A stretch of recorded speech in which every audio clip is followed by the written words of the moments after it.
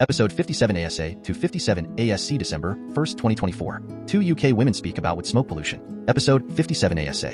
What follows are the ordinary opinions of the editor on the state of air pollution from indoor residential wood burning and news which dissemination may lead to that current state of air pollution to be remedied by shutting down one indoor residential wood burner at a time if necessary. In order to provide more streamlined videos appropriate for these times, a change is being made. The editor is dividing posts into two parts, with episode 57 ASA being the ROSEP opinion, which will be made into videos on YouTube, and episode 57 ASB and episode 57 ASC summarizing what could be called the citations or the supporting news material, mainly news headlines from Google Alerts. Citations will be saved as text and PDFs only uploaded to the Residents Against Wood Smoke Emission Particulates website at https://rossipresidents.com/rossip-posts-versus-residential-wood-smoke. Thank you for viewing this video of opinion based on fact today. Episode 57 ASB. December 1st, 2024. Heat pumps and heat pump rebate stories continue to crowd the headlines in the United States, Canada, the United Kingdom, and Australia. In the United States, heat pump rebates have been launched in at least 10 United States. One article explains that unlike furnaces that create heat by burning fuel, heat pumps transfer heat from outside into your home in winter and pump heat from your home outside. From Massachusetts, a Boston family experience illustrates how a heat pump has lowered their utility bills.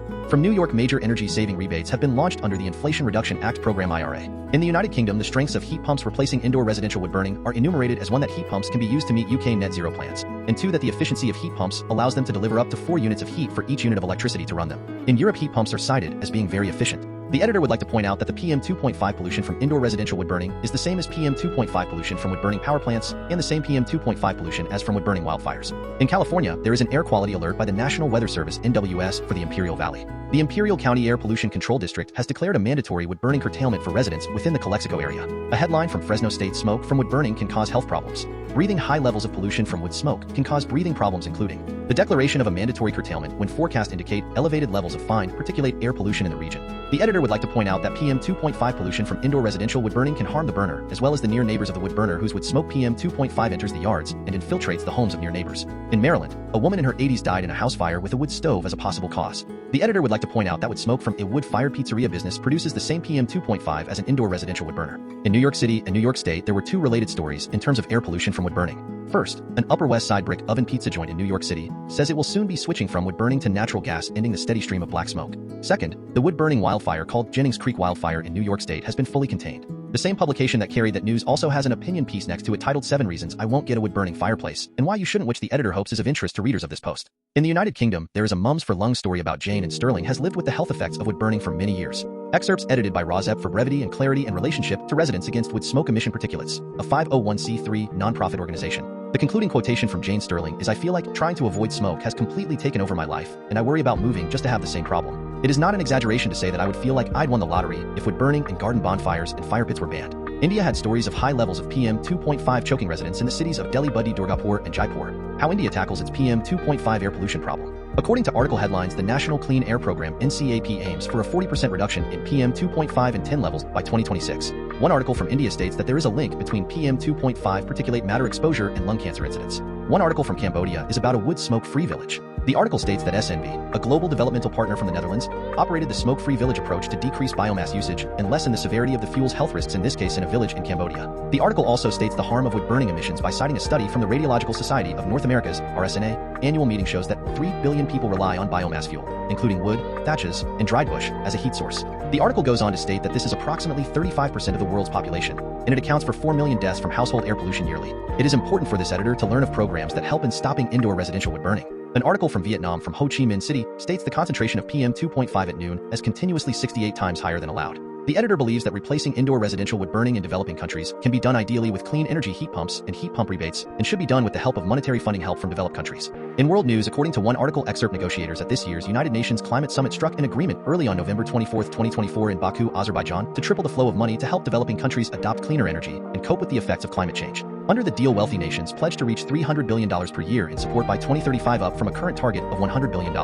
In another world article, the opinion is that COP29 negotiations risk unleashing dirty biomass through CCS and carbon markets. The article from Stand Earth states in this excerpt that a new global threat map from the Biomass Action Network released this week shows that the woody biomass industry is expected to triple its supply by 2030, especially if carbon markets are operationalized at COP29. The excerpt goes on to state that both biomass energy and carbon capture after wood burning, called BCCS, are being actively promoted as potential recipients of carbon market funding via Article 6, despite the emissive impacts of biomass burning and the failure of CCS projects to date. Biomass energy generates significant carbon pollution. Because wood is less efficient than coal, it emits as much or more CO2 per unit of electricity. United States wildfire exposure is linked to dementia. Episode 57 ASC December 1st, 2024. An article explains why Republicans are targeting the Inflation Reduction Act funds to cut incentives for clean energy. The Biden administration sends a newsletter that explains the clean energy incentives they have unleashed for the benefit of the average American, including heat pump rebates. A Substack article points out that Trump's share of the popular vote was less than 50%. A foreign correspondent describes how Trump appears to plan to build America as a petrostate, which states the correspondent has visited. Rosep believes that fossil fuel use and wood-burning use for home heating both create similar pollution, and both are pushed by industries that would like to continue their outdated practices. Wood-burning is linked to dementia and autism in 3 articles from the United States. In Alabama, dirty energy is pushed despite the cost of utilities in Alabama being among the highest in the nation. In California, wildfires are burning, and there is a California article linking wildfire pollution to dementia. In Colorado, high insurance rates for homes in wildfire zones are increasing, and some insurance companies are on the edge of leaving Colorado altogether. In Illinois, an article examines the future of clean energy incentives in the age of Trump. In Kentucky, an industry emits wood particulates that neighbors complain about. In Maine, tidal power and solar would fuel a community microgrid protecting the island of Eastport, Maine from outages. In Maryland, climate advocates expect to drive climate action when Trump returns to Washington. In Massachusetts, air quality worsens when people in rural areas fire up wood stoves and wood-fired furnaces.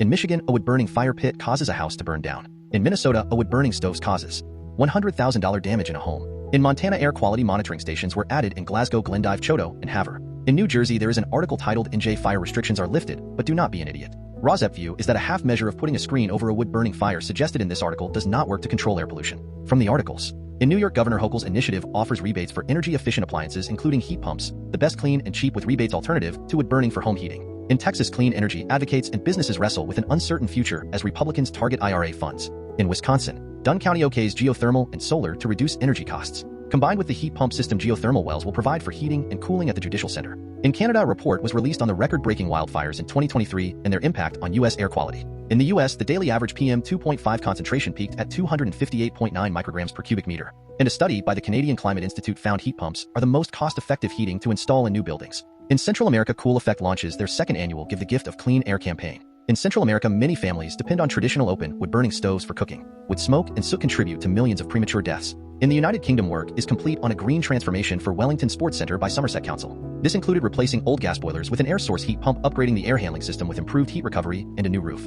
In Europe, an answers in the affirmative to the question, do heat pumps work in winter? Despite a dip in sales last year, heat pumps are continuing to take Europe by storm. In the United Kingdom, Mums for Lungs. Excerpts edited by Rosep for brevity and clarity in relationship to Residents Against Wood Smoke Emission Particulates, a 501c3 nonprofit organization. As we head into winter, we will continue to highlight people's experiences of living with the health effects of wood burning. This is Louise's experience. Like several neighbors, we had installed a log burner, believing it to be a cozy and eco-friendly way of adding some joy to our home. As we sat and watched the dancing flames, the health and environmental impacts never crossed my mind. Gradually, I began to wake up to the facts. How had it taken me so long to realize that we'd been sold a fairy tale? Not only was wood burning not carbon neutral, it was also producing highly toxic and carcinogenic smoke in our own home. The smoke was able to permeate our property and that of our neighbors.